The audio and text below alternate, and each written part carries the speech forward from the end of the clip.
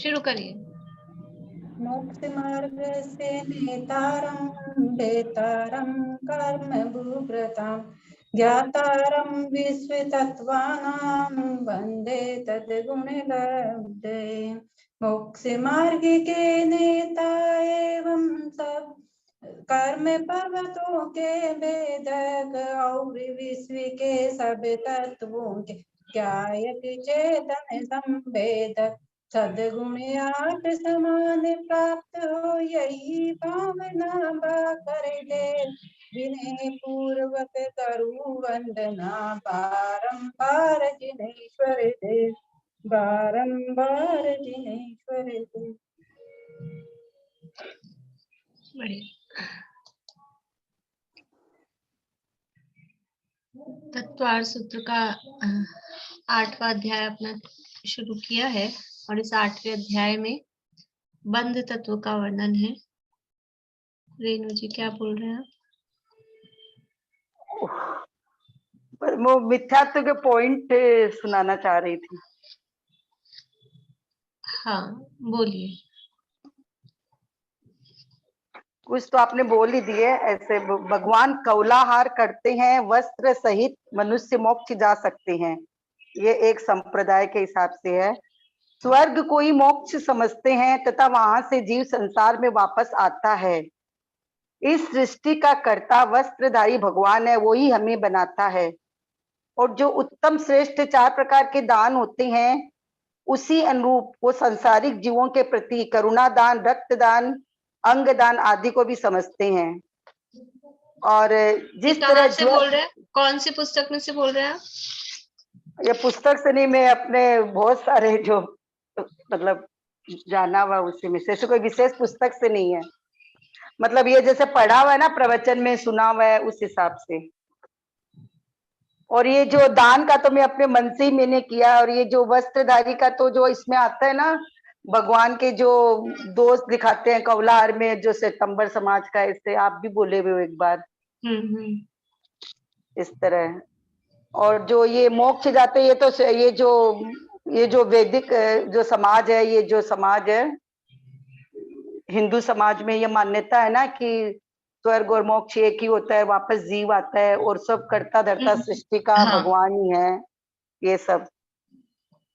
और इसका कंक्लूजन में ये मतलब लास्ट में एक पॉइंट और है। जिस तरह ज्वर होने से सभी खाने वाली वस्तु कड़वी लगती है, उसी प्रकार मिथ्या दृष्टि जीवों को जिनेंद्र भगवान के वचन या वाणी कड़वी लगती है। फिर जो जीव मिथ्या दर्शन से अनुरक्त निदान सहित और कृष्ण लेस्या से मरते हैं, उनके लिए पुनः बोधि की प्राप्ति होना दुर्लभ है। ये मैं कंक्लूजन के हिसाब से लास्ट में पॉइंट रखी हूँ। ठीक है। यहाँ अपना 8वां अध्याय तत्वार्थ सूत्र में इसमें बंध तत्व का वर्णन 8वें अध्याय में किया गया है। तो सबसे पहले बंध के कारणों की चर्चा यहाँ पर की जा रही है। बंध के 5 कारण बताए गए हैं: मिथ्या दर्शन, अविरति, प्रमाद, कषाय और योग।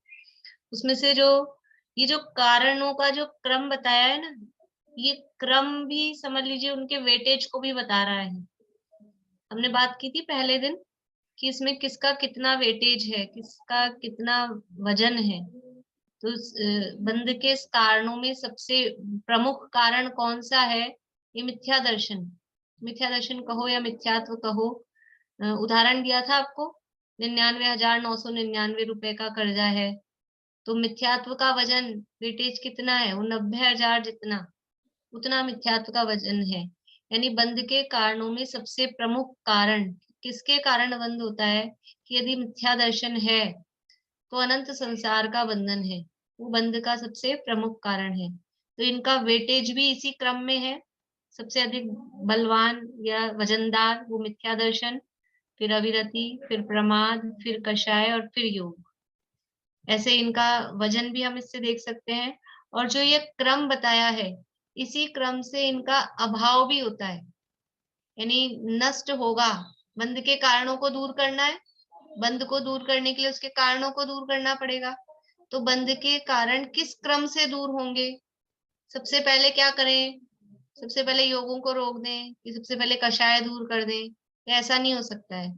ये जो क्रम बताया गया है उसी क्रम से इन कारणों का अभाव भी होगा, यानी कि सबसे पहले मिथ्या दर्शन दूर होगा, फिर अविरति दूर होगी, फिर प्रमाद दूर होगा, फिर कषाय दूर होगी, और उसके बाद में फिर योगों की जो चंचलता है वो उसके बाद में वो दूर होगी। तो जो ये क्रम बताया गया है यहाँ तत्वार्थ सूत्र में स्पेशली, वैसे तो संपूर्ण जिनवाणी में ही जहाँ जिस क्रम से जो बात आचार्य करते हैं वो उसका एक विशेष कारण होता है। और यहाँ तत्वार्थ सूत्र में तो जो क्रम दिया गया है, क्योंकि यहाँ ज्यादातर आप देखेंगे नाम वगैरह संख्याएं यही बताई गई है। इसको जैन दर्शन का सूची ग्रंथ भी कहते हैं। सूची ग्रंथ मतलब इंडेक्स जैसा है, हर चीज के सूची बताई गई है, नाम वगैरह सबके बताए गए हैं। तीसरा अध्याय देखें अपन तो 7 क्षेत्र हैं, 6 पर्वत हैं, सब 14 नदियां हैं, सबके नाम हैं। यहाँ पे भी क्या है, ज्यादातर 7वें अध्याय में अपन ने पढ़े तो वो व्रतों के, उनके भावनाओं के, उनके अतिचारों के नाम नाम है।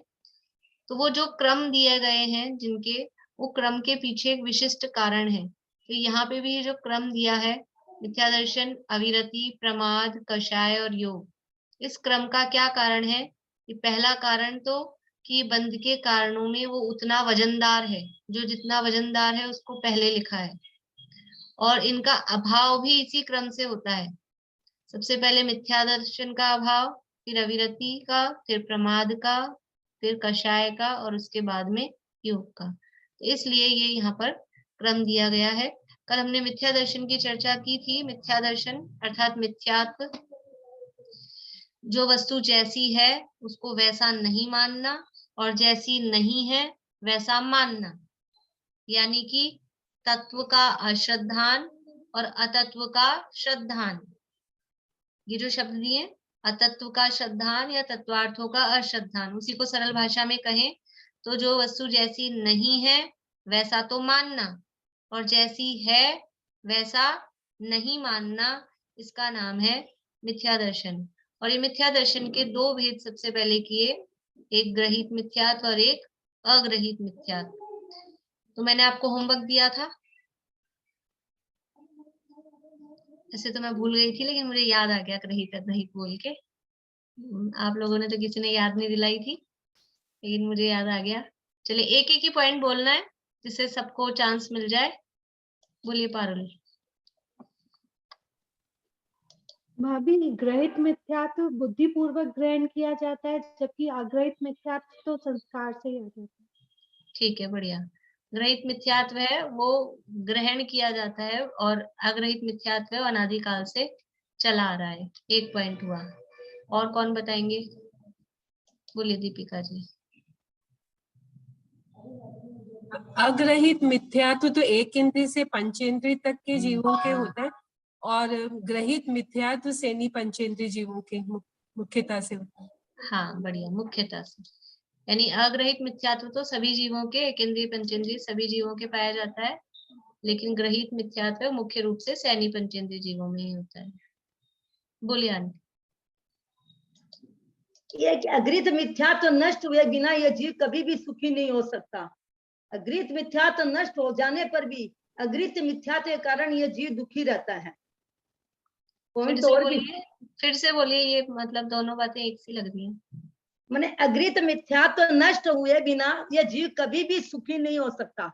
दूसरा है गृहित मिथ्यात्व नष्ट हो जाने पर भी अग्रहित मिथ्यात्व के कारण यह जीव दुखी ही रहता है। माने गृहित मिथ्यात्व के नष्ट हो जाने पर भी अग्रहित मिथ्यात्व के कारण यह जीव दुखी ही रहता है। तो वो जो आपने पॉइंट बनाया ना, उसमें अंतर, आपको इसको ऐसा बोलना चाहिए कि अग्रहित यानी ग्रहित मिथ्यात्व नष्ट हो जाने पर भी अग्रहित मिथ्यात्व बना रहता है। इसको कैसे बोलना है आपको? ग्रहित मिथ्यात्व नष्ट हो गया, ग्रहित मिथ्यात्व नष्ट होने पर भी अग्रहित बना रह सकता है, लेकिन अग्रहित नष्ट हो जाए तो ग्रहित बना रहे, ऐसा संभव नहीं है। ये इसको इस तरह से बनाना चाहिए इस पॉइंट को, कि क्या कहा, फिर से बोलती हूँ, कि किसी का ग्रहित मिथ्यात्व चला गया, ग्रहित मिथ्यात्व चला जाने पर, नष्ट हो जाने पर भी अग्रहित भी नष्ट हो ही जाएगा, इसकी गारंटी नहीं है। ग्रहित नष्ट होने पर भी अग्रहित बना रह सकता है, वो नष्ट हो ही जाए ऐसा जरूरी नहीं है। लेकिन अग्रहित मिथ्यात्व किसी का चला गया और ग्रहित बना रहे, ऐसा नहीं हो सकता। अग्रहित मिथ्यात्व नष्ट होने पर ग्रहित मिथ्यात्व तो नष्ट उससे पहले होता ही होता है। बोलिए चित्रा आंटी। ग्रहित मिथ्यात्व जो दूसरे के उपदेश से होता है, अग्रहित मिथ्यात्व बिना उपदेश के अपने आप होता है। बढ़िया। ग्रहित मिथ्यात्व है वो किसी के उपदेश के निमित्त से, परोपदेश से होता है, और ग्रहित मिथ्यात्व परोपदेश से होता है, और अग्रहित मिथ्यात्व है वो बिना किसी के उपदेश से अनादिकाल से चला आ रहा है। बोलिए नेहा जी। ग्रहित मिथ्यात्व में कोई निमित्त होता है, जैसे कुगुरु या कुदेव, और अग्रहित मिथ्यात्व में कोई निमित्त नहीं होता है, ये अनादि से चला आ रहा है। हाँ, मतलब ये वाला इसी पॉइंट में इसको अपन इंक्लूड कर सकते हैं, वो उपदेश यानी कुगुरु आदि के उपदेश के निमित्त से। तो ये बात एक सी हो गई, उसके उपदेश के निमित्त से होता है। और ये क्या है, स्वाभाविक है। अग्रहित मिथ्यात्व उसको नैसर्गिक कहा ना, निसर्ग, वो स्वाभाविक है, उसमें किसी का उपदेश निमित्त नहीं होता। बढ़िया। आप लोग लिखते जा रहे हैं ना, ताकि एक जना कोई फिर अच्छे से लिख के मुझे भेज दीजिएगा फिर। बोलिए शशि जी। इसमें ना पहले अग्रहित बोल रही हूँ। इसे नष्ट करने के लिए मुख्यतया जीवादि तत्वों संबंधी यथार्थ ज्ञान पूर्वक आत्मानुभव करना ही एकमात्र उपाय है। और ग्रहित मिथ्यात्व में इसे बोलेंगे, इसे नष्ट करने के लिए मुख्यतया देवशास्त्र गुरु का वास्तविक स्वरूप समझकर मिथ्या देवादि की पूजन भक्ति आदि से बचना उपाय है। बढ़िया। यानी उनके दोनों के नष्ट करने के उपाय। ग्रहित मिथ्यात्व कब नष्ट होगा कि सच्चे देवशास्त्र गुरु की श्रद्धान पूर्वक ग्रहित मिथ्यात्व नष्ट होता है, और सात तत्व और अपने आत्म स्वरूप की यथार्थ श्रद्धा पूर्वक वो अग्रहित मिथ्यात्व नष्ट होता है। ग्रहित मिथ्यात्व कैसे नष्ट होगा कि सच्चे देवशास्त्र गुरु का स्वरूप समझने से ग्रहित मिथ्यात्व नष्ट होता है, और सात तत्व और अपनी आत्मा के यथार्थ श्रद्धान से अग्रहित मिथ्यात्व नष्ट होता है। वर्षा भाभी आप बता रहे थे। ये अग्रहित मिथ्यात्व तो अनादि है, और ये अनादि नहीं है, ये तो अपने इसी जन्म तो में ही हो गया, मतलब उसी में आ गई बात। ठीक है। कुछ लोग हैं जो बस केवल लिखने में लगे हैं, वो खुद सोच के आए थे कि नहीं, या यही सोच के आए थे कि जब लोग जवाब देंगे तो अपन तो वही लिख लेंगे। सबने सोचा था कि नहीं? ग्रहित मिथ्यात्व अनेक प्रकार का होता है और अग्रहित एक प्रकार का होता है। बढ़िया। ग्रहित मिथ्यात्व है वो अनेक प्रकार का होता है, जैसे 5 प्रकार अपन ने कल देखे थे या 4 प्रकार देखे थे, और अग्रहित मिथ्यात्व है वो एक ही प्रकार का है। ठीक है, बढ़िया।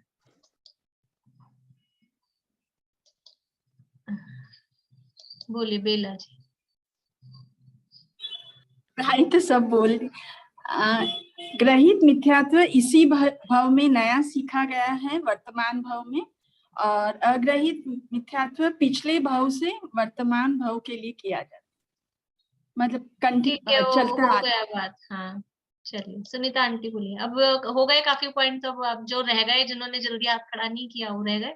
ग्रहित मिथ्यात्व के अभाव व्यवहार सम्यक दर्शन होता है, और अग्रहित मिथ्यात्व के अभाव पूर्वक निश्चय सम्यक दर्शन होता है।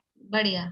देखिए, जो ग्रहित मिथ्यात्व का अभाव है, देखो मिथ्यात्व के अभाव से क्या होता है, ये पॉइंट अच्छा पॉइंट है, समझिए आप लोग थोड़ा सा। मिथ्यात्व के अभाव से होता क्या है, मिथ्यात्व का अभाव मतलब सम्यक्त्व की प्राप्ति, सम्यक दर्शन। मिथ्यात्व का अभाव वो सम्यक दर्शन है। तो ग्रहित मिथ्यात्व का अभाव हो रहा है, उससे सम्यक दर्शन प्रकट होगा कि नहीं होगा? अभी अपन ने नष्ट करने का उपाय देखा था, ग्रहित मिथ्यात्व को दूर करने का उपाय क्या है? सच्चे देवशास्त्र गुरु की श्रद्धा। ये ग्रहित मिथ्यात्व को दूर करने का उपाय है। तो ग्रहित मिथ्यात्व जब दूर होता है तो उससे जो सम्यक दर्शन प्रकट होता है उसको बोलते हैं व्यवहार सम्यक दर्शन। ग्रहित मिथ्यात्व के अभाव से व्यवहार सम्यक दर्शन प्रकट होता है। और अग्रहित मिथ्यात्व यानी आत्मा के स्वरूप में जो असावधानी है या सात तत्वों के स्वरूप में जो विपरीत श्रद्धा है, तो अग्रहित मिथ्यात्व के अभाव से निश्चय सम्यक दर्शन, वास्तविक सम्यक दर्शन वो प्रकट होता है। ग्रहित मिथ्यात्व के अभाव से व्यवहार सम्यक दर्शन प्रकट होता है और अग्रहित मिथ्यात्व के अभाव से निश्चय सम्यक दर्शन प्रकट होता है। तो इससे पहले एक पॉइंट और अपन को बनाना चाहिए कि ग्रहित मिथ्यात्व को व्यवहार मिथ्यात्व भी कह सकते हैं और अग्रहित मिथ्यात्व को निश्चय मिथ्यात्व भी कह सकते हैं। ग्रहित मिथ्यात्व को व्यवहार मिथ्यात्व भी कह सकते हैं, बाहर से ही दिख रहा है। व्यवहार मिथ्यात्व मतलब झूठा नहीं, वो बाहर से ही दिख रहा है ना, जो दूसरे देवी देवताओं को मानता पूजता हुआ दिख रहा है, वो अपने को दूर से ही दिख जाएगा ना कि ये तो ग्रहित मिथ्या दृष्टि है, ये तो अन्य देवी देवताओं को मान रहा है। लेकिन जो अपने जैन मंदिर में आ रहा है, अन्य देवी देवताओं को नहीं मानता है, अब वो मिथ्या दृष्टि की सम्यक दृष्टि है, वो उसकी श्रद्धा, उसकी मान्यता वो बाहर से नहीं दिखेगी कि वो अंदर में सात तत्व की सच्ची श्रद्धा है कि नहीं है, विपरीत श्रद्धा है, ये बाहर से नहीं दिख पाएगी। इसलिए ग्रहित मिथ्यात्व को व्यवहार मिथ्यात्व या बाहरी मिथ्यात्व भी कह सकते हैं और अग्रहित मिथ्यात्व को निश्चय मिथ्यात्व या अंतरंग मिथ्यात्व भी कह सकते हैं। बोलिए रजनी जी। ग्रहित मिथ्यात्व केवल सहनी पंचेंद्रियों में पाया जाता है और अग्रहित सभी में पाया जाता है। हो गया ये पॉइंट, लेकिन इसमें ये ध्यान रखना है केवल नहीं, मुख्य रूप से ग्रहित मिथ्यात्व मुख्य रूप से सहनी पंचेंद्रियों में, क्योंकि धवला आदि ग्रंथों में एक इंद्रियों में भी ग्रहित मिथ्यात्व सिद्ध किया है, लेकिन वो अपेक्षा इतनी मतलब कॉमन नहीं है, इसलिए मुख्य रूप से शब्द लगाना है।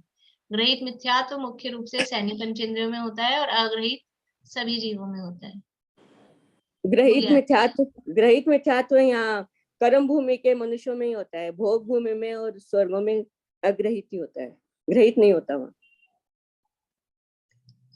ये भी मुख्य रूप से, इसमें भी मुख्य रूप से शब्द लगाना, क्योंकि देवों में भी जैसे कोई मान लीजिए अन्यमति है और अन्यमति मर के व्यंतर आदि तो हो ही सकते हैं ना, वैमानिकों में भी अपन ने देखा 12वें स्वर्ग तक भी जा सकते हैं।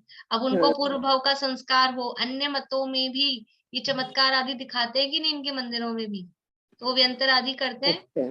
वो व्यंतर आदि जो चमत्कार दिखा रहे हैं अन्य मतों में, तो उसको अपने धर्म का संस्कार कुछ था, उसको अपने धर्म का प्रभाव दिखाना था, तब तो वो चमत्कार दिखाता है, तो वो ग्रहित मिथ्यात्व वहां भी रह सकता है, लेकिन मुख्य रूप से नहीं होता है। मुख्य बात लगाएंगे कि ग्रहित मिथ्यात्व है मुख्य रूप से कर्म भूमि के मनुष्य में होता है। हाँ, कर्म भूमि में पाया जाता है, अन्यत्र मुख्य रूप से नहीं पाया जाता है। इसलिए ये बात जरूर कह सकते हैं कि विधेय क्षेत्रों में ग्रहित मिथ्यात्व नहीं होता है, विधेय क्षेत्रों में ग्रहित मिथ्यात्व नहीं होता है, ये अपने भरत ऐरावत क्षेत्र में यहीं पे ग्रहित मिथ्यात्व पाया जाता है। बोलिए अंकल। अग्रहित मिथ्यात्व वाला समवसरण सभा के अंदर जा सकता है, जाता है, और ग्रहित मिथ्यात्व वाला समवसरण सभा में नहीं जाता है क्योंकि उसके भाव ही नहीं होते हैं। ठीक है, बढ़िया। जो ग्रहित मिथ्या दृष्टि है वो समवसरण के अंदर मतलब कब जाएगा कि वो अंदर उसको श्रद्धा होगी भगवान की, अनंत भगवान की, तभी जा पाएगा। अभी गौतम वो गए इंद्रभूति गौतम, तो वो अपना ग्रहित मिथ्यात्व दरवाजे पर छोड़कर फिर ही अंदर जा पाए। तो अग्रहित मिथ्या दृष्टि तो समर्षण में जाते हैं, लेकिन ग्रहित मिथ्या दृष्टियों को समर्षण में जाने का भाव ही नहीं आता है। ठीक है, बढ़िया बात। बोली मीनू दी। सबसे पहले अपन इसकी जोर से बोलिए, आवाज नहीं आ रही। सबसे पहले अपन इसकी परिभाषा लिखें। हाँ, परिभाषा तो रह ही गई, सही बात है। मिथ्यात्व कर्म के उदय से होने वाले देहादि पर पदार्थों में एकत्व बुद्धि रूप अनादिकालीन मिथ्यात्व को अग्रहित मिथ्यात्व कहते हैं, और जो मिथ्यात्व कुदेव कुगुरु कुशास्त्र के निमित्त से नया ग्रहण किया जाता है उसे ग्रहित मिथ्यात्व कहते हैं। बहुत बढ़िया। देखिए, कभी भी अंतर लिखनी हो ना, मैं उसमें शुरू में बोलने ही वाली थी लेकिन उन्होंने बता दिया था अंतर। जब भी कभी अपने को अंतर लिखने होते हैं तो सबसे पहला अंतर परिभाषा का होना चाहिए। ये एक क्रम होता है। अभी तो अपन ने कहीं से भी शुरू कर दी, जिसको जो है वो उन्होंने बता दिया, लेकिन सबसे पहले उसकी डेफिनेशन लिखें, फिर उसके बाद में और जो भी चीजें हैं आगे वो फिर लिखें। तो ये परिभाषा वाला अंतर। बोलिए शशि जी। इसके जैसे ग्रहित मिथ्यात्व है, इसके स्वरूप को समझने का, इसे नष्ट करने का उपाय मुख्यतया चरणानुयोग और प्रथमानुयोग की शैली द्वारा समझाया जाता है। और अग्रहितता बताया, इसके स्वरूप को समझने का तथा इसे नष्ट करने का उपाय मुख्यतया द्रव्यानुयोग और कर्णानुयोग की शैली द्वारा समझाया जाता है। ठीक है, बढ़िया। द्रव्यानुयोग मतलब ग्रहित मिथ्यात्व को नष्ट करने का उपाय मुख्य रूप से चरणानुयोग के ग्रंथों में बताया जाता है। यानी ग्रहित मिथ्यात्व को दूर करने का उपाय जिन शास्त्रों में बताया जाता है वो चरणानुयोग के ग्रंथ है मुख्य रूप से, और अग्रहित मिथ्यात्व को दूर करने का उपाय जिन ग्रंथों में बताया जाता है वो मुख्य रूप से द्रव्यानुयोग के ग्रंथ होते हैं। अच्छा है, देखिए ऐसे सब मिलजुल के करते हैं तो कितने सारे पॉइंट हो गए। अकेले अकेले सोचते तो 2 3 4 से ज्यादा नहीं हो पाते। और किसी का कुछ रह रहा है? हाँ शांति बोलिए।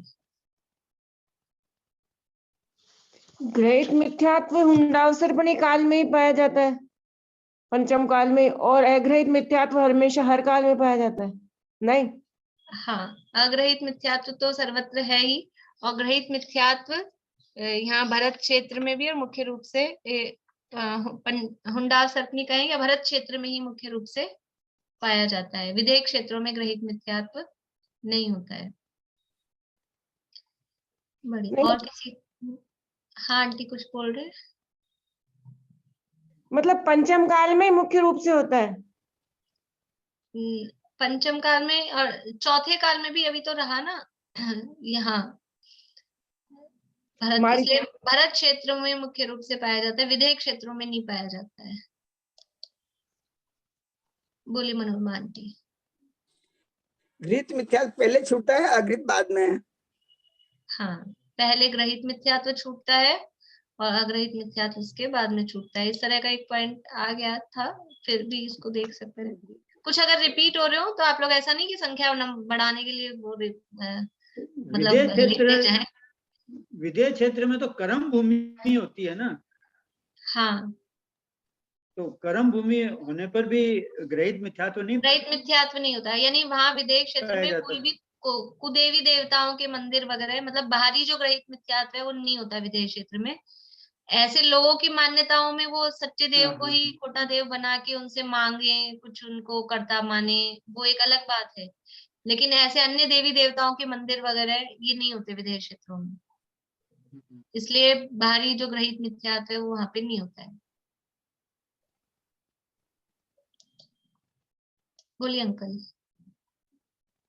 विदेह क्षेत्र में भोग भूमि तो होती है, दोनों ही होती है। मतलब विदेह क्षेत्र में भोग भूमिका होती है, वो तो उत्तर कुरु देव कुरु अलग है, उसको विदेह क्षेत्र नहीं बोलेंगे। वो उनको विदेह क्षेत्र नहीं बोलेंगे, वो विदेह क्षेत्र में नहीं काउंट होती है, वो अलग ही है, वो भोग भूमि का एरिया अलग है। इसमें नाम का डिफरेंस तो बताया नहीं कि अधिगम, अग्रहित को अधिगमज कहते हैं, मिथ्यात्व कहते हैं, और ग्रहित को हाँ, उसमें अपन ने एक पॉइंट लिया था ना, उसी में इसको इसी तरह का एक पॉइंट लिया था, तो उसी में इसको मर्ज कर सकते हैं कि जो ग्रहित मिथ्यात्व है उसको अधिगमज अथवा उसको व्यवहार से मिथ्यात्व, वो सब एक ही में डाल सकते हैं, उसको कहते हैं। और अग्रहित मिथ्यात्व को निसर्गज अथवा निश्चय मिथ्यात्व कहते हैं। ठीक है, हो गए, मतलब लगभग काफी पॉइंट हो गए। और किसी को कुछ ऐसा नहीं कि खत्म हो गया, कल किसी को याद आए तो कल बता दीजिएगा, और जिन्होंने नहीं सोचा हो वो आज और सोच सकते हैं, कोई और पॉइंट याद आए तो। चलिए अभी अपन आगे बढ़ते हैं। अब मिथ्यात्व की ही चर्चा में यहाँ थोड़ी सी बात अपनी यहाँ पर पेज नंबर जो अपना चल रहा है 292 नंबर डला हुआ नहीं है, लेकिन हेडिंग है बंध के कारण रूप भाव, 8वां अध्याय, उसका दूसरा पेज ही है, तत्वार्थ मणि प्रदीप। इसमें ये थोड़ा सा अपने को पढ़ना है। देखिए स्क्रीन शेयर कर,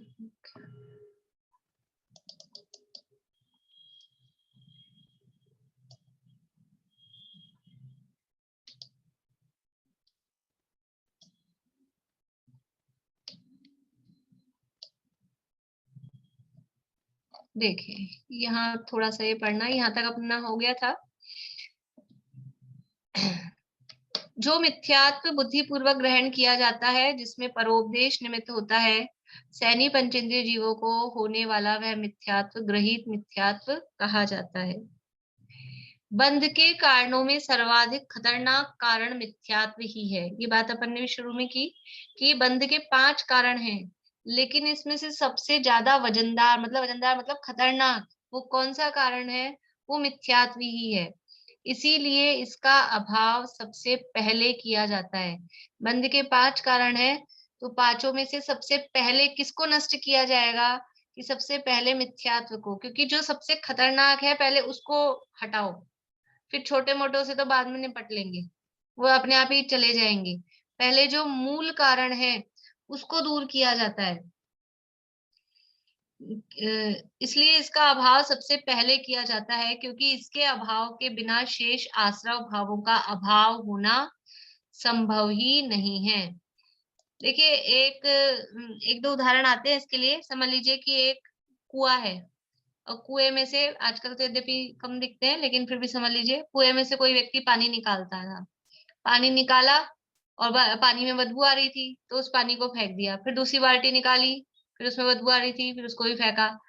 ऐसे करके 8-10 बाल्टी निकाली, वो फेंका तो बदबू आ रही थी। तो उसने क्या किया? पूरे कुएं के पानी को निकाल निकाल के फेंक दिया, पूरा कुआं खाली कर दिया। फिर 2-4 दिन बाद देखा भाई नया पानी आ गया उसमें, फिर पानी निकाला, फिर क्या हो रहा है? फिर बदबू आ रही है। फिर पानी निकाल रहे हैं, फिर बदबू आ रही है। फिर से कुआं खाली कर दिया, पानी निकाल निकाल के फेंक दिया और फिर इंतजार किया नया पानी आ जाए उसमें। फिर नया पानी आया, फिर क्या हो रहा है? फिर बदबू आ रही है। तो ये क्या हो रहा है कि वो बदबू का कारण क्या है, उस बदबू का असली कारण क्या है उस पे ध्यान नहीं है। फिर देखा कि क्या है असली कारण, कि उस कुएं में एक बिल्ली मरी हुई पड़ी है। अब वो कितनी ही बाल्टी निकाल निकाल के पानी खाली कर दें, लेकिन जब तक वो बिल्ली उसमें से नहीं निकलेगी तब तक वो बदबू जाएगी क्या? नहीं जाएगी। कितना ही पानी ऊपर से नया लाके डाल दो कि जमीन से नया आ जाए, वो बदबू नहीं जा सकती। तो ऐसे ही ये बंध के कारणों में मिथ्यात्व, ये जैसे बिल्ली मरी हुई हो उस कुएं में, वैसे मिथ्यात्व है। हम लोग क्या करते हैं कि पानी निकाल निकाल के फेंकते हैं, तो मिथ्यात्व की तरफ तो हम ध्यान देते नहीं है। वो बिल्ली मरी हुई है उसको तो देखा नहीं है, मिथ्यात्व के रूपी जो कारण है बंध का उसको तो देखते नहीं है। और क्या करते हैं? अविरति दूर करते हैं, प्रमाद दूर करते हैं, कषाय दूर करने की कोशिश करते हैं, योगों पे ध्यान दे लेते हैं।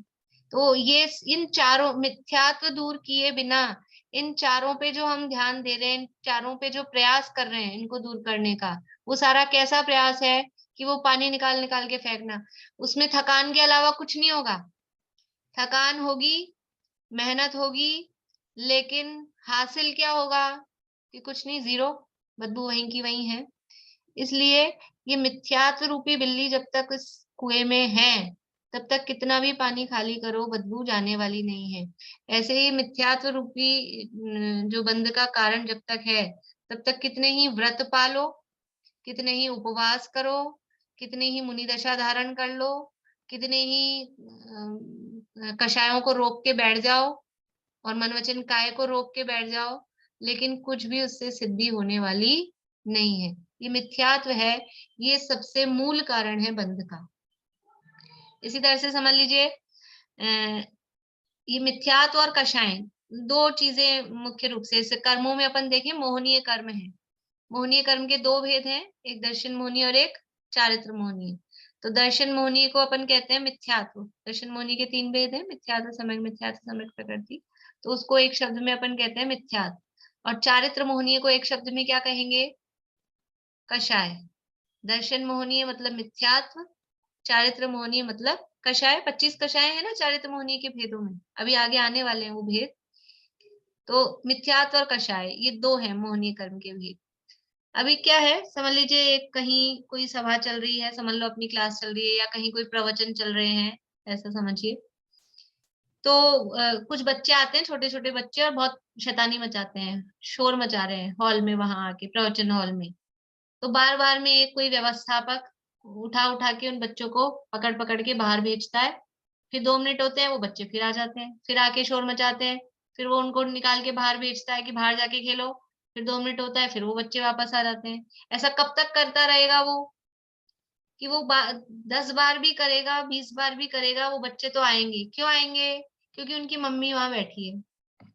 उनकी मम्मी जब तक वहां रहेगी तब तक वो बच्चे तो आएंगे ही आएंगे, और आएंगे, छोटे बच्चे हैं तो शोर भी मचाएंगे।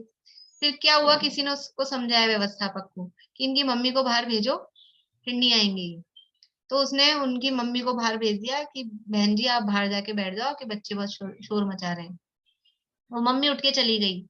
अब मम्मी बाहर चली गई, उसके बाद भी बच्चे आए। तो बच्चों को पता नहीं था ना मम्मी को बाहर भेज दिया, तो बच्चे तो फिर आए और 1-2 मिनट उछल कूद की, देखा मम्मी तो है ही नहीं। उसके बाद में बिना निकाले ही अपने आप ही तो बाहर चले गए, और फिर उसके बाद दोबारा फिर नहीं आए। तो ये मिथ्यात्व यानी दर्शन मोह, मिथ्यात्व जब तक है तब तक ये कषायों के बच्चे, कषाय अविरति प्रमाद कषाय, कषाय शब्द में सब समझना, जब तक मिथ्यात्व रूपी मम्मी वहां बैठी है तब तक ये अविरति प्रमाद कषाय योग रूपी जो बच्चे हैं ये उछल कूद मचाते हैं, ये शोर मचाते हुए दिखाई देते हैं। और ऐसे कितने ही इनको दूर करो, अविरति को, प्रमाद को, कषाय को, अगर वो मिथ्यात्व रूपी माँ अंदर बैठी है तो कुछ थोड़ी देर के लिए, 1-2 मिनट के लिए शांति होती है, लेकिन परमानेंट कोई इलाज उसका नहीं होता है। और जैसे ही इस मिथ्यात्व रूपी माँ को दूर किया, इस मिथ्यात्व को दूर भगाया, फिर क्या होता है, फिर भी हो सकता है कुछ देर के लिए कषाय उचक जाए, कोई अविरति उचक जाए, वो दिखाई दे, लेकिन वो क्षणिक होते हैं। उसके बाद में अगर मिथ्यात्व चला गया तो उसके बाद में अपने आप ही ऑटोमेटिक ही, बिना निकाले ही, कोई ज्यादा मेहनत नहीं करनी पड़ेगी, अपने आप ही अविरति प्रमाद कषाय योग ये भी अपने आप ही दूर हो जाते हैं। इसलिए ये बंध के कारणों में, इसीलिए आप देखेंगे कि प्रवचन हो, शास्त्र हो, जिनवाणी हो, मिथ्यात्व दूर करो, मिथ्यात्व दूर करो, मिथ्यात्व को दूर करने की ही चर्चा या उपदेश दिया जाता है। क्यों? क्योंकि जितना भी हमको मेहनत करनी है, पुरुषार्थ करना है, वो इस मिथ्यात्व को दूर करने में करना है। ये मिथ्यात्व दूर हुआ उसके बाद तो ये अविरति प्रमाद कषाय, इसमें कोई मेहनत नहीं लगनी, अपने आप ही ये तो होंगे ही होंगे, ये ऑटोमेटिक क्रम में ये दूर होंगे ही। इसलिए बंध के कारणों में सबसे खतरनाक कारण जो है ये मिथ्यात्व है, और इसीलिए इसका अभाव भी सबसे पहले किया जाता है, इसका अभाव करने का उपदेश भी सबसे पहले दिया जाता है। यदि कोई सबसे पहले मिथ्यात्व को दूर करने का उपदेश तो दे नहीं और कहे कि इसमें क्या रखा है, तुम तो व्रत लो, नियम लो, मिथ्यात्व कुछ नहीं होता है, तो वास्तव में वो उपदेश सही उपदेश नहीं है। सबसे पहले मिथ्यात्व को दूर करने का उपदेश दिया जाना चाहिए और दिया जाता है। तो बंध के कारणों में सर्वाधिक खतरनाक कारण मिथ्यात्व ही है, इसीलिए इसका अभाव सबसे पहले किया जाता है, क्योंकि इसके अभाव के बिना शेष आश्रव भावों का अभाव होना संभव ही नहीं है। वो कुएं में से बिल्ली निकलेगी नहीं, पानी तो बाद में निकालते रहना, बाद में खाली हो जाएगा पानी, सबसे पहले इस बिल्ली को, वो जो कुएं में मर गई है, उसको पहले निकालो, क्योंकि जब तक वो नहीं निकलेगी तब तक ये जो बदबू आ रही है, शेष आश्रव भाव है, इनका अभाव होना संभव ही नहीं है। इसके अभाव बिना धर्म का आरंभ नहीं होता। किसके अभाव बिना? मिथ्यात्व के अभाव बिना। जब तक मिथ्यात्व का अभाव नहीं हुआ, मिथ्यात्व दूर नहीं हुआ, और हम सोचे हम तो धर्म कर रहे हैं, ये धर्म का आरंभ भी नहीं होता है, स्टार्टिंग भी नहीं होती है। धर्म करने की बात तो बहुत दूर, धर्म का प्रारंभ भी कहाँ से है? सम्यक दर्शन वो धर्म है, और सम्यक दर्शन है वो धर्म का प्रारंभ है। और सम्यक दर्शन कब होता है? कि मिथ्यात्व के अभाव से। इसलिए इस मिथ्यात्व के अभाव बिना धर्म का आरंभ नहीं होता। रत्नगण शावकाचार आप लोग पढ़ा है किसी ने? रत्नगण शावकाचार में जो पहला अधिकार है उसमें सम्यक दर्शन अधिकार है, उसका नाम ही सम्यक दर्शन अधिकार है, और उसमें लास्ट के छंदों में और बीच में भी, शुरू में भी सम्यक दर्शन की महिमा गाई, बहुत महिमा गाई कि सम्यक दर्शन कितना महिमावान है। सम्यक दर्शन का ही अधिकार है, उसकी प्राप्ति की प्रेरणा उसमें दी गई है। तो एक श्लोक ऐसा है, न मिथ्यात्व समम किंचित त्रैकाल्येति जगत्यपि श्रेयो श्रेयस्य, न सम्यक्त्व समम किंचित त्रैकाल्येति जगत्यपि श्रेयो श्रेयस्य मिथ्यात्वम समम नान्यत तनुभृताम। यानी कि 3 लोक और 3 काल में इस जीव का सम्यक्त्व के समान तो कोई मित्र नहीं है। श्रेय करने वाला, हितकारी, उसका हितकारी, भला करने वाला, सम्यक के जैसा भला करने वाला, हितकारी 3 लोक 3 काल में दूसरा नहीं है। और मिथ्यात्व के समान बुरा करने वाला, मिथ्यात्व के समान शत्रु, वो 3 लोक और 3 काल में कोई नहीं है। ये कोरोना है कि ओमिक्रॉन है और जो भी दुनिया भर के नए नए वेरिएंट हैं, ये तो कितना नाश करेंगे। ये केवल इस भाव का ज्यादा से ज्यादा क्या कर सकते हैं, ये एक भाव का नाश कर सकते हैं। ये, और वो भी कब करेंगे कि जिसकी आयु पूरी होनी होगी तभी कर पाएगा, नहीं तो वो भी कुछ नहीं कर सकता है। ये कोई शत्रु नहीं है, ये कोई किसी व्यक्ति पे, किसी देश पे हम उंगली उठाएं ये शत्रु है, कि पाकिस्तान शत्रु है, ये चाइना शत्रु है, ये कोई शत्रु नहीं है। शत्रु क्या है? न मिथ्यात्व समम, मिथ्यात्व के समान दूसरा कोई इस जीव का महाभयंकर बुरा करने वाला नहीं है। ये कोरोना से तो एक भाव, ऐसे ऐसे गाथाएं दिया आचार्यों ने कि सर्प, भयानक सर्प होता है, वो भयानक सर्प भी एक भाव का नाश करेगा, लेकिन ये मिथ्यात्व का काटा हुआ, ये मिथ्यात्व रूपी सर्प से जो काटा गया है, उसके जन्म जन्म भाव भाव खराब होते हैं। ये मिथ्यात्व है, ये मिथ्यात्व हमको जन्म जन्म तक कष्ट देता है, क्योंकि मिथ्यात्व का फल क्या है? मैंने पहले भी कहा था आप लोगों को, पाप का फल खालिस्तान डैश है, आपको पूरा करना है। पाप का फल डैश है और मिथ्यात्व का फल डैश है। किसको याद आ गया? बोलिए पारुल। पाप का फल नरक है, मिथ्यात्व का फल निगोद है। बहुत बढ़िया। पाप का फल तो नरक है, पाप के फल में तो नरक में जाएगा, लेकिन नरक में जाएगा तो सैनी पंचेंद्रिय रहेगा, वहां पे भी जाके सम्यक प्राप्त कर सकता है। लेकिन मिथ्यात्व का फल क्या है? मिथ्यात्व का फल निगोद, निगोद का मतलब है एक इंद्रिय, और वहां पे भी फिर वही ऐसी दशा है, एक श्वास में 8-10 बार वो वाली दशा हो जानी है, सम्यक दर्शन प्राप्त नहीं कर सकेगा, वहां से निकलना। अभी अपनी पिछली क्लास में चर्चा चल रही बोधि दुर्लभ की, कितना मुश्किल है, कितना मुश्किल है वहां से निकलना। इसलिए इस मिथ्यात्व के समान 3 लोक और 3 काल में भी और दूसरा कोई शत्रु नहीं है। इसके अभाव बिना धर्म का आरंभ नहीं होता। जीव पहले गुणस्थान से भी नहीं निकलता। जब तक मिथ्यात्व है तब तक गुणस्थान कौन सा है जीव का? गुणस्थान पहला। मिथ्यादृष्टि जीवों का एक ही गुणस्थान है, पहला गुणस्थान। इसी कारण यह जीव अनादि काल से 4 गति और 84 लाख योनियों में भटक रहा है, अनंत दुख भोग रहा है। किस कारण? इस मिथ्यात्व के कारण। और कब से? अनादि काल से।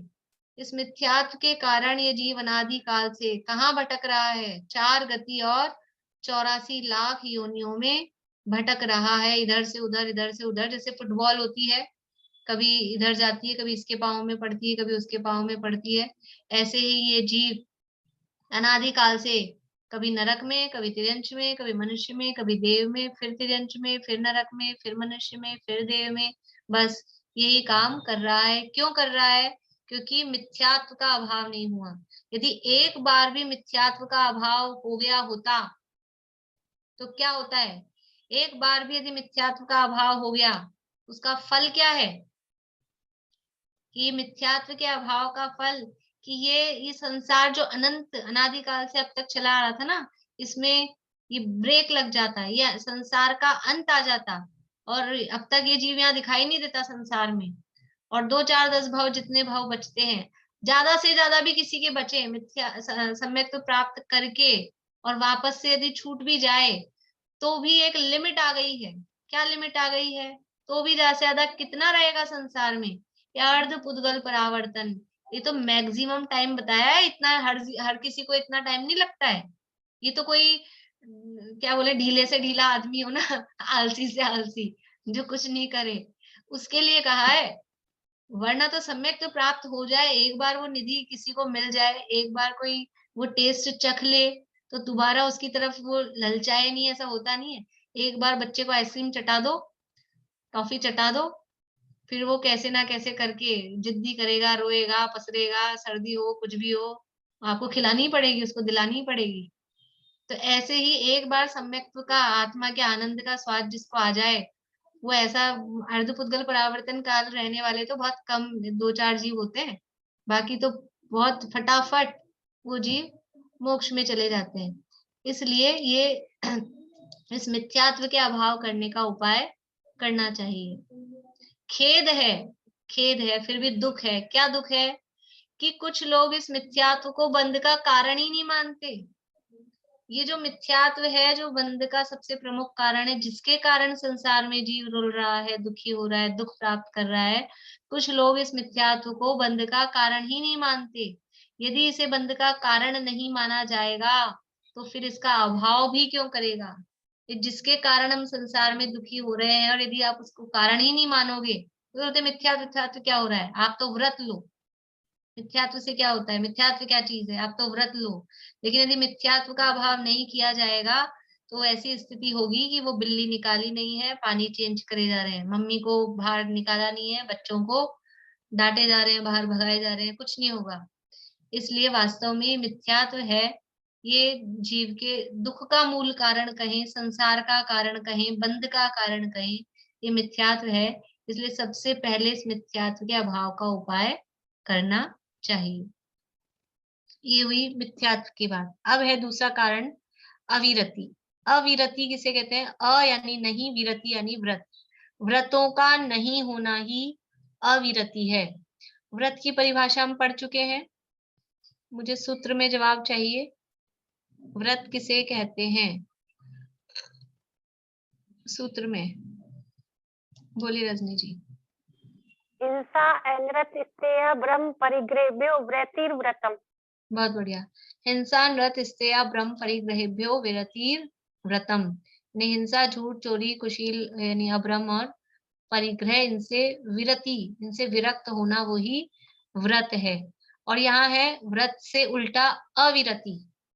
अविरति यानी इन 5 पापों से विरक्त नहीं होना, उसका नाम ही अविरति है। व्रतों का नहीं होना ही अविरति है। व्रतों की चर्चा अणुव्रत, महाव्रत, गुणव्रत और शिक्षा व्रतों के रूप में हो चुकी है। कहाँ हो चुकी है? अभी तो हुई है 7वें अध्याय में।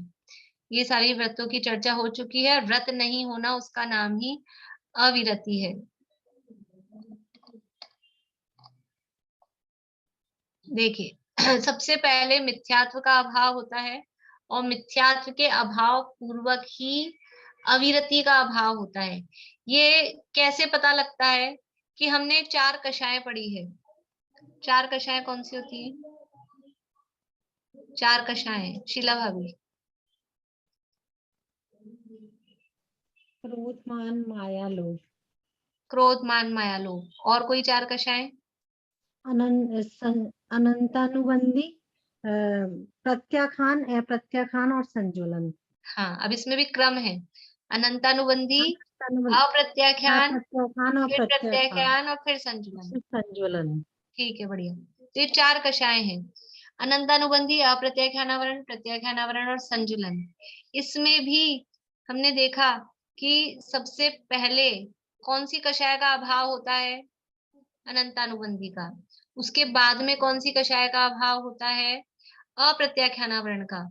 अभी ये सब इनके स्वरूप परिभाषाएं आगे आने वाली है। अप्रत्याख्यानावरण का अर्थ क्या है?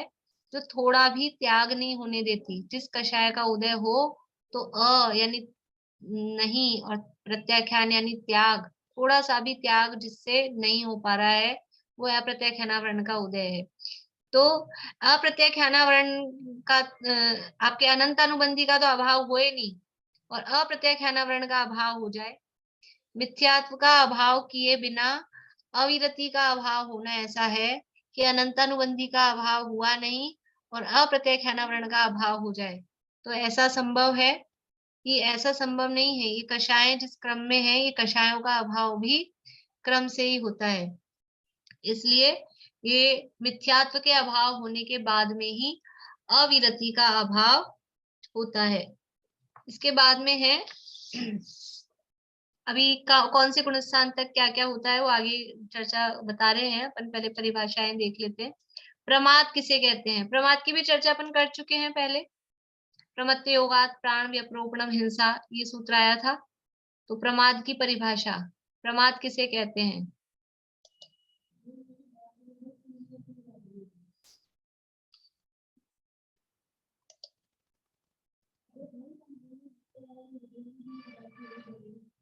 बोलिए रेणु जी। मन वचन काय की प्रवृत्ति को, हलन चलन की प्रवृत्ति को जो आत्मा में परिस्पंदन होता है वो प्रमाद होता है। योग वो तो योग हो गया। और प्रमाद होता है कि प्रमथ योगात प्राण प्रोपण मिलता, जो चलिए नीलम भाभी बोलिए। प्रमाद के योग से स्व और पर के द्वारा भाव और द्रव्य की हिंसा। अरे मैं प्रमथ योगात प्राण व्यप्रोपणम हिंसा का अर्थ नहीं पूछ रही हूँ, मैं प्रमाद का अर्थ पूछ रही हूँ। रेखा जी बढ़ जाते हैं। कुशल कार्यों में अनुत्साह या असावधानी को प्रमाद कहते हैं। बहुत बढ़िया। कुशल कार्यों में असावधानी या अनादर, उसको प्रमाद कहते हैं। अभी कुशल कार्य क्या है? कुशल कार्य कौन सा है? बोलिए शिमला भाभी, कुशल कार्य का क्या है? 5 पापों का त्याग, मिथ्यात्व का त्याग। 5 पापों का कुशल कार्य में असावधानी, तो 5 पापों का त्याग ठीक है। पर बोले बेला जी। आत्मा साधना, हाँ, आत्म स्वरूप, वो है आत्म स्वरूप का ध्यान करना, आत्म स्वरूप का ज्ञान करना, वो है कुशल कार्य। कुशल कार्यों में असावधानी, उसका नाम प्रमाद है। मतलब आत्म स्वरूप के संबंध में जो असावधानी है उसका नाम प्रमाद।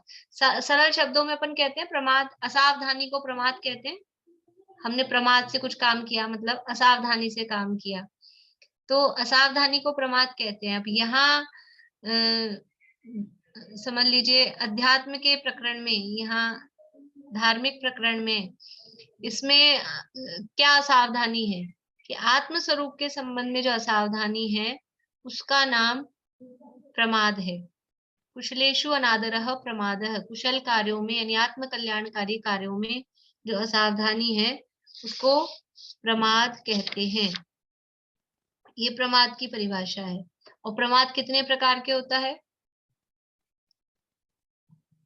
बोलिए मीनू जी। प्रमाद 15 प्रकार का होता है। कौन कौन सा? कषाय, आपकी आवाज बहुत धीरे आ रही है, थोड़ा जोर से बोलिए। कषाय सहित अवस्था को भी प्रमाद कहते हैं। हाँ, वो कषाय है ना प्रमाद में। प्रमाद बोलिए 15 कौन कौन से हैं? 4 विकथा, 4 कषाय और 5 इंद्रियों की अधीनता, 5, 4, 9, 4, 13 और स्नेह और निद्रा। हाँ ठीक है, बोलिए भारती आंटी। नहीं, वो उसी के लिए हाथ उठाया था। आप फिर से बोलेंगे, आवाज धीरे आई है ना, आप बोलिए। 15 4 विकथा, 4 कषाय, 5 इंद्रियों के विषय, स्नेह और निद्रा। ये 15 प्रकार के प्रमाद होते हैं। ये 15 ही प्रकार के प्रमाद हैं। ये असावधानी रूप है। आत्म स्वरूप में अथवा अपने जो कल्याणकारी कार्य हैं उसके संदर्भ में असावधानी ये प्रमाद है। ये प्रमाद से भी बंद होता है, अविरति से भी बंद होता है। ये सब बंद के कारणों में गिनाए गए हैं। बंद नहीं होता ऐसा नहीं, हमने मिथ्यात्व की ही सबसे खतरनाक कहा, इसका मतलब अविरति से बंद नहीं होता ऐसा नहीं कह रहे। लेकिन सबसे जो मेजर बंद हो रहा है, असली जो बंद हो रहा है, सबसे ज्यादा जो बंद हो रहा है वो मिथ्यात्व से होता है।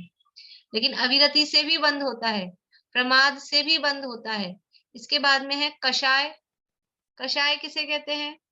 तो परिभाषाएं तो सब अपनी पढ़ी हुई हैं। कषाय किसे कहते हैं?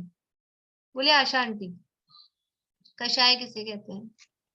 जो आत्मा को दुख दे, कसे, यानी राग द्वेष मोह भाव को कषाय कहते हैं। बढ़िया। जो आत्मा को कसे, दुख दे, मोह राग द्वेष के जो भाव हैं, मोहनी राग द्वेष के भाव, उनको कषाय कहते हैं।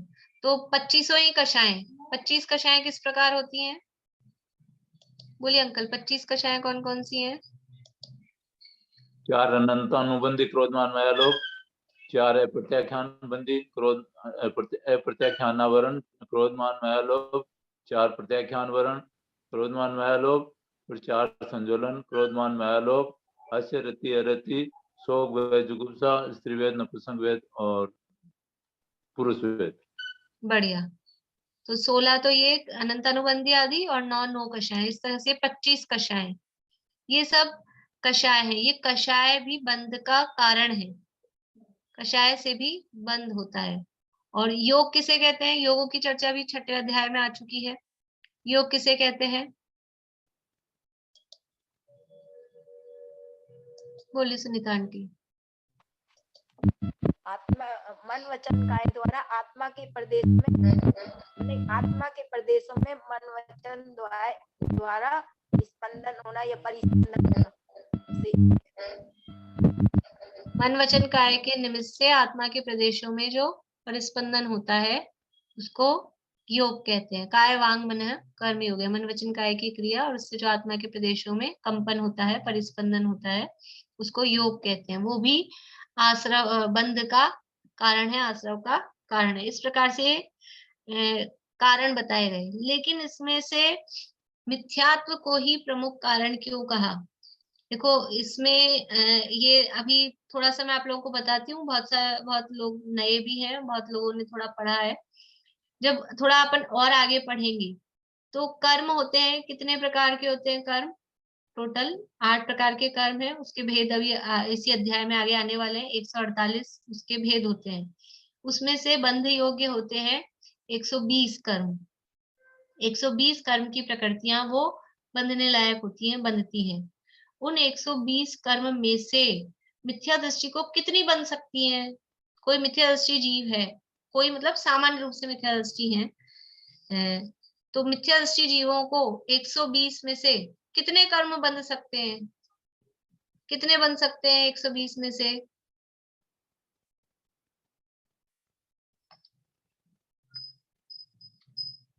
कौन बताएंगे?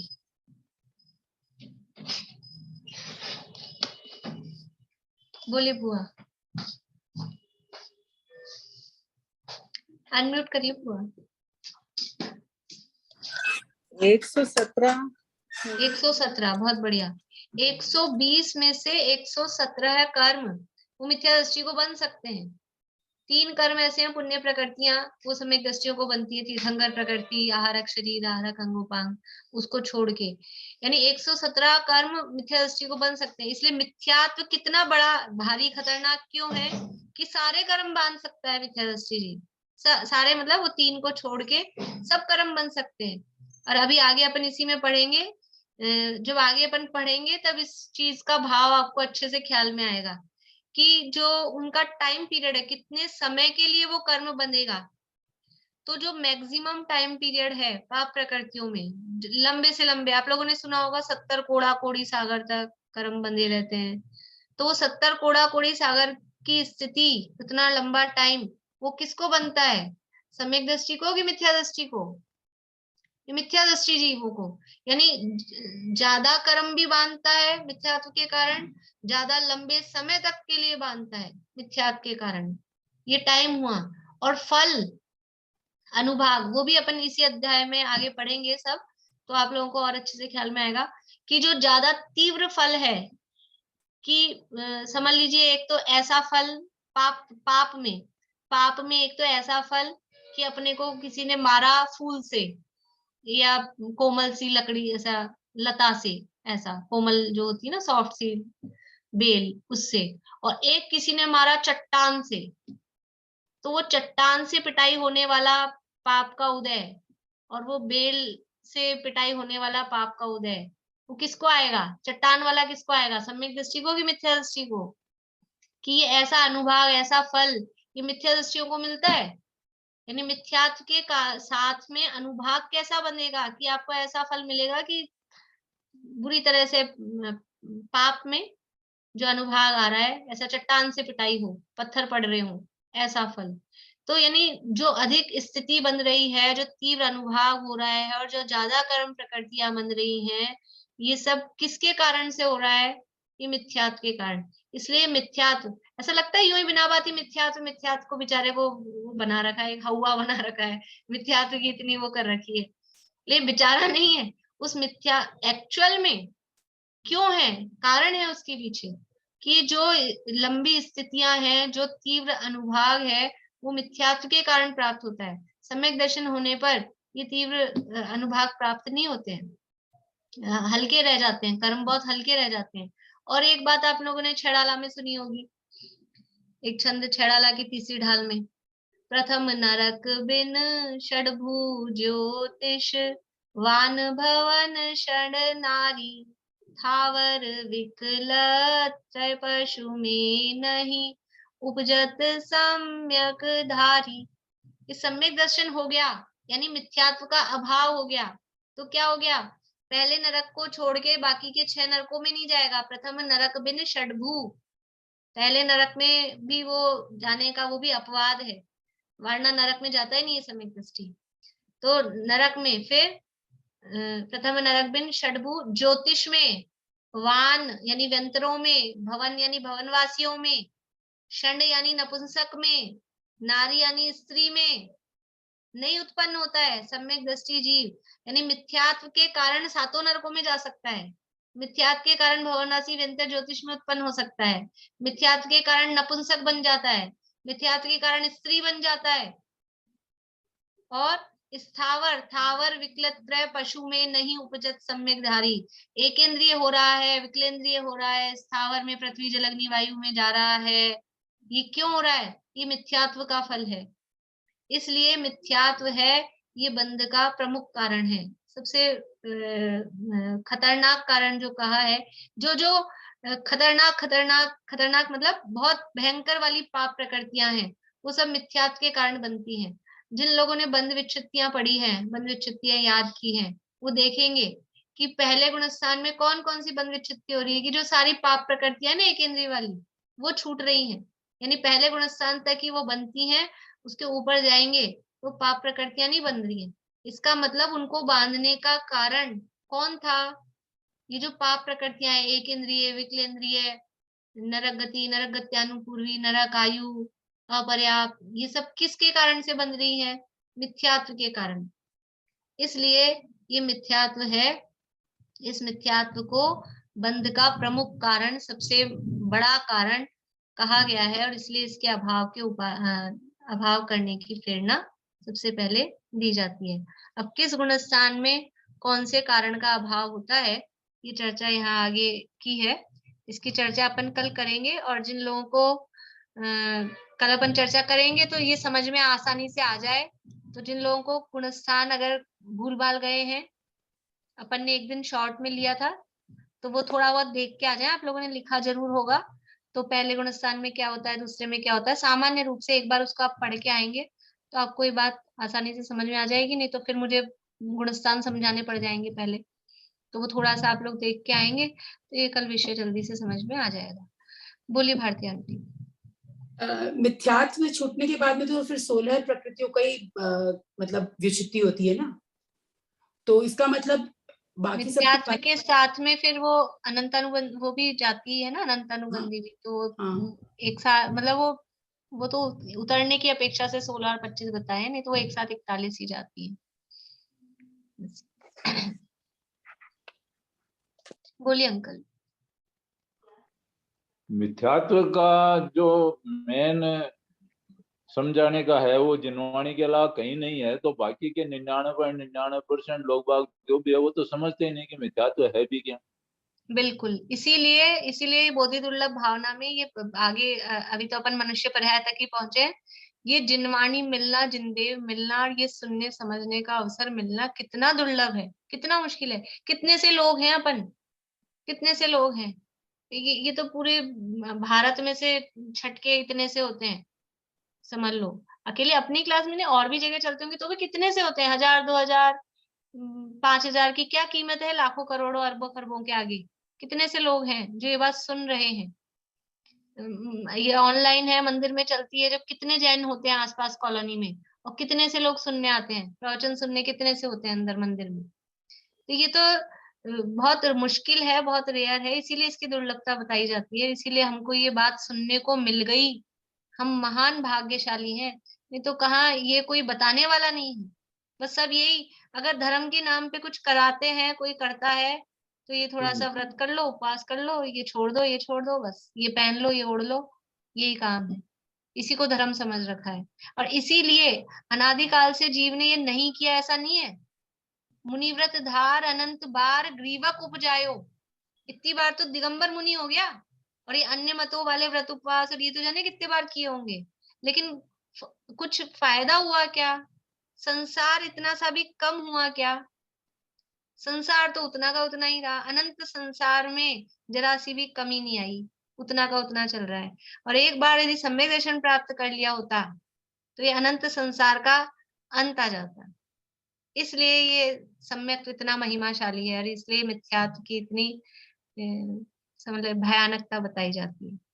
इसलिए सम्यक दर्शन की महिमा को समझें। सम्यक दर्शन मतलब अपने आत्म स्वरूप को प्राप्त करने की महिमा। सम्यक दर्शन मतलब कोई पर्याय नहीं। सम्यक दर्शन मतलब मुझे अपने आत्म स्वरूप को जानना है, मैं कौन हूँ। ये हमें निर्णय प्रतिज्ञा करनी चाहिए कि इस भाव में मुझे अपने आत्मा का ज्ञान करना ही है, उससे पहले मरूंगा नहीं।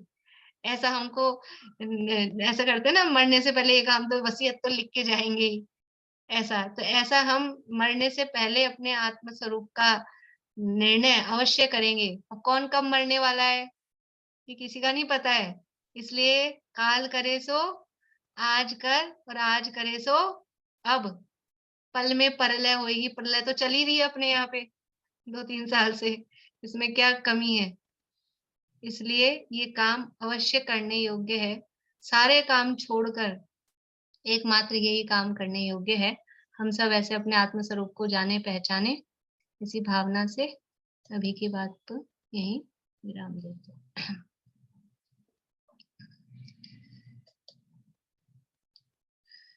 जिनवाणी स्तुति दीपिका जी आप बोलिएगा, मैं शेयर कर रही हूँ।